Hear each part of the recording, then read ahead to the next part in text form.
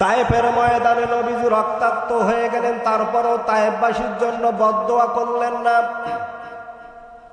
এজন্য নবীদের অন্যতম মুজিজার অন্যতম মুজিজা হলো নবীরা কখনো বদদোয়া করেন না। কিন্তু আমরা সাধারণ মানুষ, আমাদেরকে কেউ যদি অপদস্থ করে, হেনস্থা করে, তাহলে বলেন তো আমরা মানুষকে অপবাদ দেই কি দেই না? তার মানে আমরা এখনো নবীদের সাহাবীদের ঈমান অর্জন করতে পারি নাই। এজন্য রব্বে কারীম বলছে তাবুন শব্দের অর্থ হলো অনুসরণ করতে হবে নবী তার সাহাবায়ে কেরাম তাবে তাবিঈনদেরকে। তাহলে আপনার ফায়দাটা কি হবে? ওয়ায়াগফির লাকুম যুনুবাকুম ওয়াল্লাহু গফুরুর রহিম।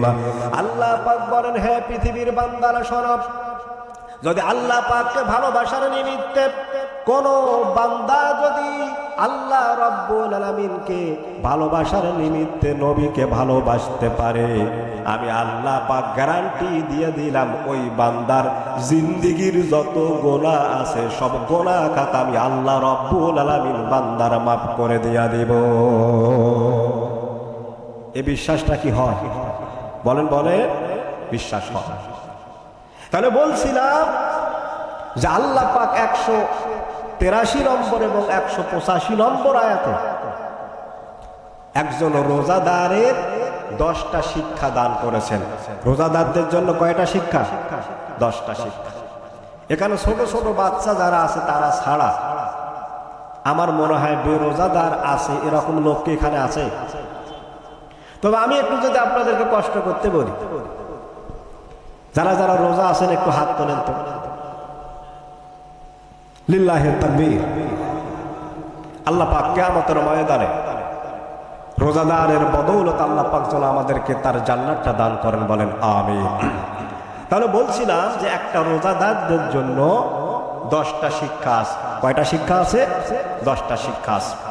আপনি রোজা রাখলেন, রোজার গুরুত্ব বোঝেন না, রোজার ফজিলতও বোঝেন না, কিন্তু হর হামেশা ভাবে আপনি সুবহে সাদিক থেকে সূর্যাস্ত পর্যন্ত আপনি রোজা রেখেছেন, আপনি কিছু বুঝলেন না, রোজার তারতম্য বোঝেন না, রোজা কি করলে ভাঙে সেটাও জানেন না, তাহলে আপনার ওই রোজার কি কোনো গুরুত্ব আছে?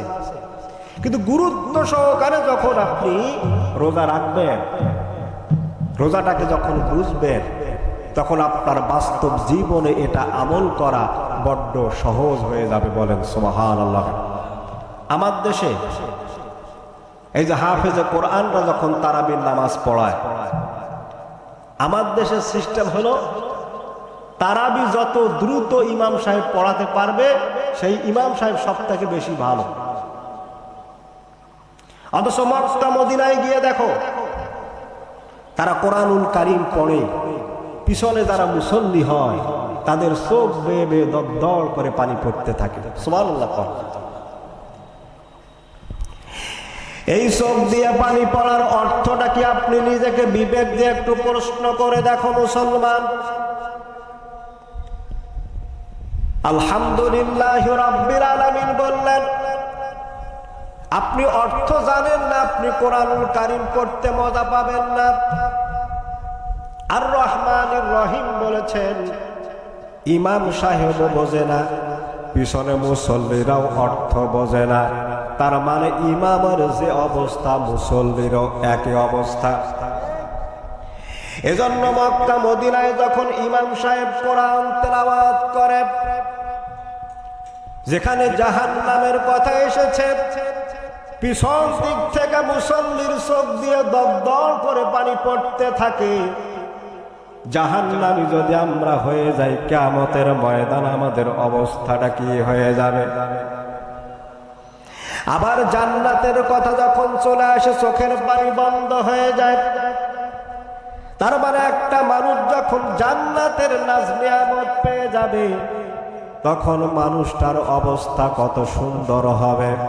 ইমাম সাহেবও কোরআন বুঝলো, আবার পিছনের মুসল্লিরাও কোরআন বুঝলো। কিন্তু আমার দেশে আপনি ইয়্যাকা না'বুদু ওয়া ইয়্যাকা নাস্তাঈন পড়েছে ইমাম সাহেব, কেবলমাত্র একমাত্র সাহায্য চাইতে গেলে চাইতে হবে বলেন তো কার কাছে? কিন্তু ভোটের সময় যখন আসে, নির্বাচনের সময় যখন আসে, প্রতিনিধি নির্বাচনের যখন সময় আসে, তখন 5টা টাকার কারণে আপনি আপনার ঈমানটাকে বিক্রি করে দেন। আপনি তো আল্লাহর কোরআন বুঝবেন না, এটাই স্বাভাবিক। এজন্য কোরআনে কারীম বলছে, ইন্নামাল মুমিনুনা আল্লাযীনা ইযা যুকিরাল্লাহু ওয়াজিলাত কুলুবুহুম ওয়া ইযা তুলিয়াত আলাইহিম আয়াতুহু যাদাতুহুম ঈমানা ওয়া আলা রাব্বিহিম ইয়াতাওয়াক্কালুন।